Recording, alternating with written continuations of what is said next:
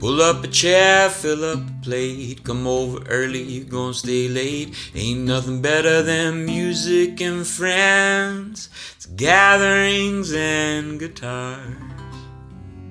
On today's episode of Gatherings and Guitars, Jennifer sits down with the Texas music legend, Mr. Jack Ingram. We talk about his early music memories, how a drama class changed his life. He gives us recipe for the greatest peanut butter and jelly of all time. It's episode 12 of Gatherings and Guitars. Everybody, welcome. Thanks for being here for Gatherings and Guitars. And this is a special evening tonight. Tonight we had Jack Ingram here at, was supposed to be Old Quail Run Farm, but the weather had another plan. And so, as fate would have it, here we are on the very last day of our lease here at Bay at the Lake. And Jack Ingram was the very first concert we had here at Bay at the Lake. Jack Ingram was the very first concert we had at Old Quail Run Farm 6 years ago. And he was the kickoff, the reason we and I had the vision for Gatherings and Guitars. And so thank you very much for being here, Jack. I appreciate it. Absolutely. Thank you for having me. I really appreciate your time. So I'm going to kind of hit you with a list of questions that I love to ask some of our artists that just focuses and is wrapped around music and food and wine or your favorite cocktail or whatever it is, whatever it is that brings people to the table and makes us sit down and commune together, So what is your first memory of stirring in your soul for music? Well, I remember going to sleep with headphones on. Mm-hmm. And when I was in my middle school, yeah, I would always listen to my parents' records. Mm-hmm. But the record player was upstairs and I was downstairs. And so I would just listen to the radio. Country music, pop music, whatever was going on in 1982. Yeah. And I remember absolutely loving and diving just, when you go to sleep, there's that part where you're almost asleep. Yes. And just add a soundtrack to that dream-like state. Yeah. Right when you get ideas. Now I get ideas for songs in that state. Yeah. I got to keep my phone close by because when you're in the middle between consciousness and sleep, your brain really sets free. And so that was the first I remember.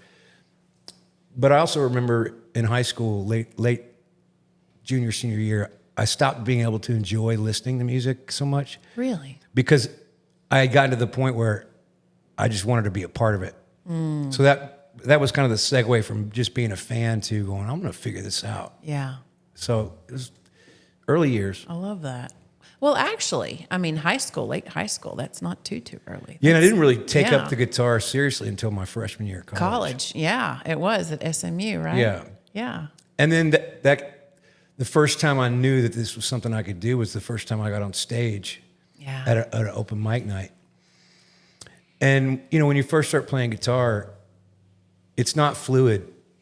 Mm-hmm. Like your your fingers don't really know, even though they know where to go, they don't know how to get there without taking a beat. And I remember that when I got on stage, that didn't happen anymore. Like my fingers just started working because it's all the pressure and the lights and the people. I mean, they were my friends, but they were still people. And I didn't want to make a fool of myself. Right. And your brain takes over then too. Is like, no, we're going to get through this. You're not going to look like a dumbass in front of all your friends. Yeah. Yeah. So then that's when I knew, like, okay, I can do this. I remember calling my dad, who was real big into power of positive thinking kind of stuff. Yeah. And he was real big into just diving off the diving board and seeing what happens. Mm-hmm. And so I called him when I got home that night. I was like, man, it happened. I didn't have to think about where I was playing. I just started singing and playing. Yeah. So yeah. I think though sometimes, back when I was in the music industry and doing all of that, I thought it was harder playing for my friends and people that I loved than it was strangers.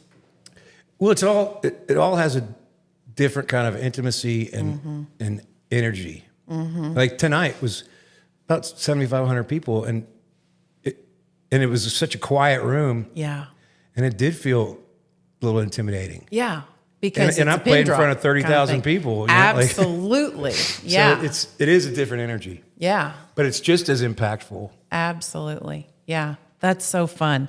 So what is your actual, you kind of hit on it a little bit. What's your music story?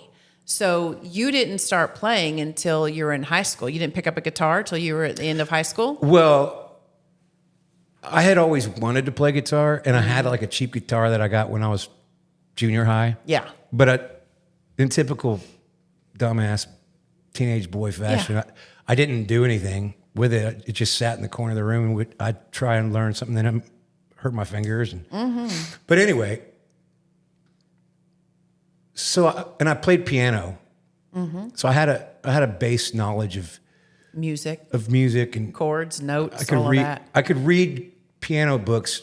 I could read music for a couple years, but just like anything, if you don't do it for a while, you let go. But I started. So I was in athletics all through my childhood, and after during my senior year, athletics were over. Yeah. And I had to take a drama class. Oh my goodness. I had to take an elective. Yeah. So I chose this drama 1, like for freshman kids. Uh-huh. So I was in that class, and I was just goofing off. It was like I'd found my people. Yes. I mean, I loved playing sports and being in athletics, but once you find your people, you're like, oh, these are. I mean, I love giving swirlies and talking smack to the boys, but I really love people being just way high and way low, and crying and laughing and creative, and girls crying like crazy. Just that whole drama energy. Yeah. And so I got in that class, and when I got excited about it, my teacher's name was Miss Godwin, and she would always let me get up and tell a joke and just let me be a clown. Yeah. And when the UIL one act play competition was coming up, she goes, "Hey, we're doing this play called The Rainmaker, and we can't find the lead guy to do it. He has to be real gregarious and like a salesman, and because the play is about the drought in Oklahoma, and this guy's a snake oil salesman who says he's gonna conjure up some rain." Yeah. And so she goes, she gave me a stick, and she goes, "Stand on that table and tell me how you're gonna make the clouds come and bring rain." And so I just made it up on the spot. Oh my God. Started being like, "Gather around, everybody." Entertainer. Yeah. And so I got the part. Of course you did. And once I got on stage, it's that same feeling I get now. Yeah. And it was also the same feeling that you get when they say play ball. And like from that point forward, you got to show up, and you got to be ready to go. Yeah. And you got to hit your marks. And football, baseball, all the sports, it's the same way. It's like when they say go, you go. Yeah. And then it's over. But you don't want to forget your lines. And so when those lights hit and they said, "Okay, y'all are on, go." That adrenaline rush had me from the start. Yeah. And so that's when I knew, like, oh, I could do something like this. And then that led me, and then hanging out with those drama nerds. Yeah. They taught me chords on the guitar. Like, they were all musicians too. And so it's like, it all just started to come together. Yeah, absolutely. Oh, I love it. And then you started playing small bars and places around Dallas in your SMU years. Yeah. Yeah, and that's where it's so funny. I have a client that she was a frat house mom at SMU in the 80s. And she was in my business today at our cafe, and she said, "You've got Jack Ingram tonight, don't you?" And I said, "Yeah." And she said, "Well, you tell him that Terrence," It was so funny. She was like, I was there during all those SMU days, and man, we loved him and his music. And when he was, nothing at the time. But I used to play. We loved him. I would play. Like, people ask me how to get in the music business. I'm like, get a gig. Yes. And then get another one. Yes. And after about 1,000 of those, you'll know if you're in the music business or not. Exactly. So I'm sure I played every back porch sorority house, back porch fraternity party, every small little bar where college kids would go. Yeah. The Dirty Squirrel and Stupids and just dumb little bars around Greenville. Yeah. And then I got my Tuesday night gig at 8 Airs, which was more for real. Yeah. Because I got to play for grown-ups, for like men who knew what George Jones sounded like. Right. And I was nowhere close to that. So it was great. I mean, it was great to be playing the sororities and for all the pretty girls, but where I was wanting to go, I wanted to be like, I needed to get my chops. Absolutely. How fun. Now a word from our sponsors. Old Quail Run Farm is a historic Texas farmstead located in Sherman, Texas. We create authentic experiences, including farm-to-table dinners, intimate music performances, and inspired community gatherings. Come to the table and create a memory that lasts a lifetime. OldQuailRunFarm.com. Now back to the show. Okay, so now I'm going to talk about some food and wine or liquor or whatever it is that floats your boat. So, do you play music in the kitchen while you're cooking? Or do you cook? Do you get in the kitchen? I do get in the kitchen. Yeah? But I also, my main deal is like, I cook all the big things. Yeah? For like Meat. beef tenderloin. And smoke the turkey. Beer butt chicken. Just things like that. So, and I do listen to stuff outside on the speakers. Do you have to have music going? I do. I don't have to. I love it. Because I don't listen to as much music now as I did 30 years ago.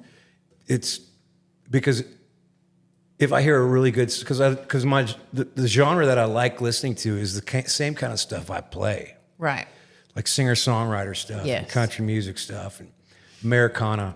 Yes. And so it's a tricky thing to be in the music business and hear something that you absolutely love. Yeah. Because it makes you jealous. It makes you not jealous in a petty way, but it makes you think, oh shit, I'm losing ground. That's amazing. I gotta write one better than that. So it distracts me from relaxing. Really? Yeah. Yeah. I mean, I still love it. And in the right moments I can, but do you ever listen to like jazz or my favorite jazz artist old is standards? Chet Baker. Oh yeah. He had a record called Chet Baker Sings, which was just my funny Valentine. Oh yeah. I mean, oh yeah. And his music sounds like it's on heroin, which he was. It's amazing how he was so into what he was doing. I'm not romanticizing heroin, but it but it is pretty good. That's awesome. Yeah, when we're cooking in the kitchen, a good glass of wine and some great background music. If it's jazz or old standards, I mean, I'm a huge country music fan and Red Dirt and Texas and all of that, but sometimes just a good jazz. Well, people also think that Chris Bodie that you love the same kind of music. The only thing that I would listen to would be country but I love all kinds of music. Yeah. And there's a standard that kind of happens in my brain. Doesn't mean I'm right or wrong, but if it's good, I know it. Yeah. And if it's good, it inspires me. That's right. I mean, Willie Nelson said there's only two kinds of music, good and bad. Amen. Or bad in the stuff I like. Yeah. Okay, so you love to cook meats and beef tender and all of those things. What is your favorite meal? Like, is there a memory growing up, like this is the meal if I was to die tomorrow that I really want this meal? Let me tell you the dumbest meal. which started in college and I'm still perfecting, Really? What? is the peanut butter and jelly sandwich. What?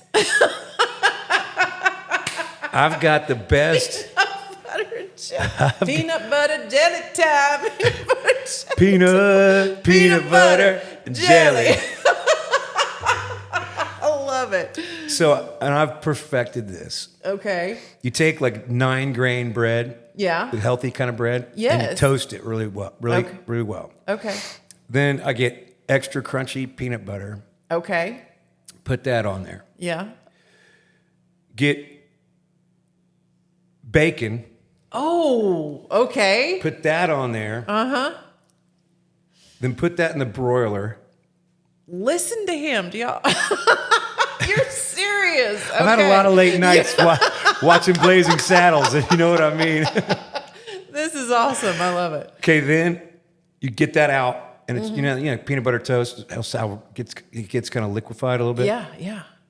Then I put kettle chips Oh my God. on top of that, and then Okay. blackberry jelly, I love a bunch of blackberry. that, Okay. and then put that on, and then put them both back in the broiler for a minute. Yeah. And then bring it out, Yeah. and it's like a symphony of crunching. Listen, I am so trying this. I'm not even kidding you. I'm going to It's make this. so good. then you put on Blazing Saddles, and you just drift off into nowhere land. This should have been in the cookbook, man. Peanut butter jelly with blackberry jelly, kettle chips, and bacon. I'm in love. I've got to try it. And if you don't have kettle chips, you can use grape nuts. Oh my. Okay. Gives you the crunch. Crunching. Totally give. Okay. It'll make you lose your hearing. It's so crunchy. Do you like your bacon extra crispy, Extra or crispy. chewy? Extra crispy. Oh, I like it almost burnt. Yeah. Yeah. That's good stuff. That's why Oh I don't my order bacon gosh. at restaurants. It's never cooked They right. never get it crunchy. No, they don't. It's always got a little chew to it. That's hilarious. Okay, what does your family always serve at the holidays? Like, is there Beef like tender, Oh, okay, yeah, honey baked ham, love it. turkey on Thanksgiving, Yep. all the regular Are stuff. you a dressing or a stuffing guy? Do you do cornbread dressing or stuffing?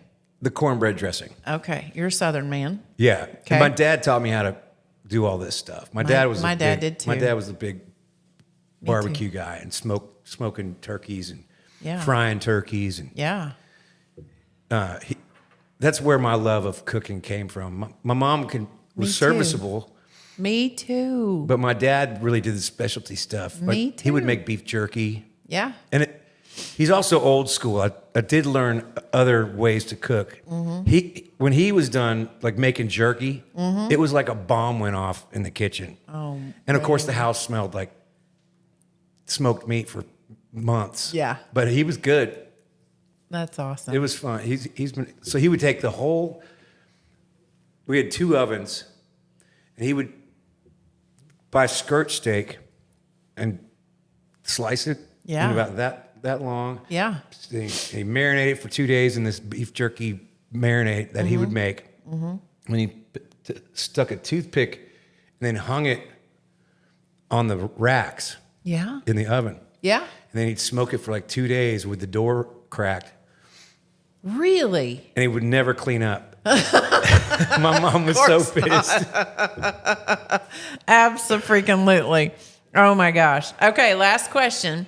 What is your favorite cocktail, or are you a wine guy? Are you beer? Are you cocktail? What do you like if you're at So, home like, if and you're chilling out? I gave a recipe, a beer butt chicken recipe, Yeah. and it was the main part of the recipe was buy a 6-pack of Shiner because you're using one for the Chicken. for the chicken, Yeah. and then you finish the other 5 The while 6-pack. you're waiting for it to cook.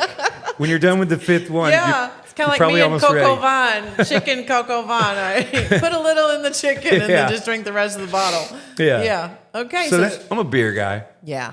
Shiner, Bud Light, Miller.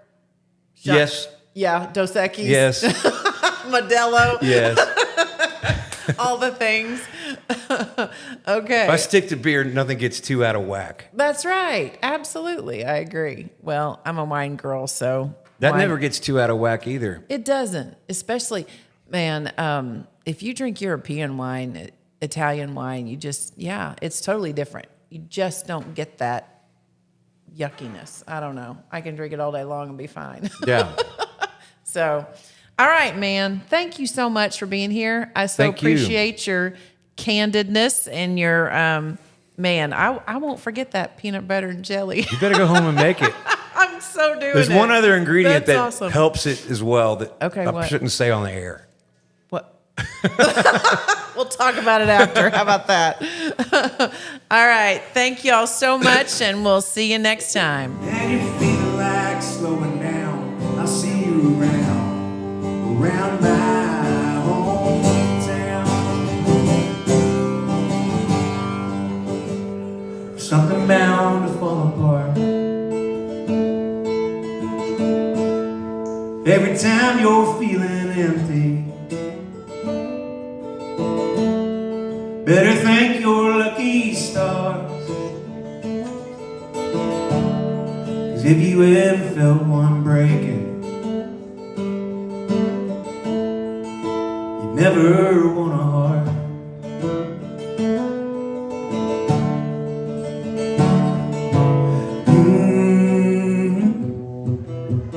Before long, she's coming for your money, and you'll let her the first time. She's real good looking, but dude, let's save a bunch of tears and let that chick go, man. She ain't got no heart. She's a Barbie doll.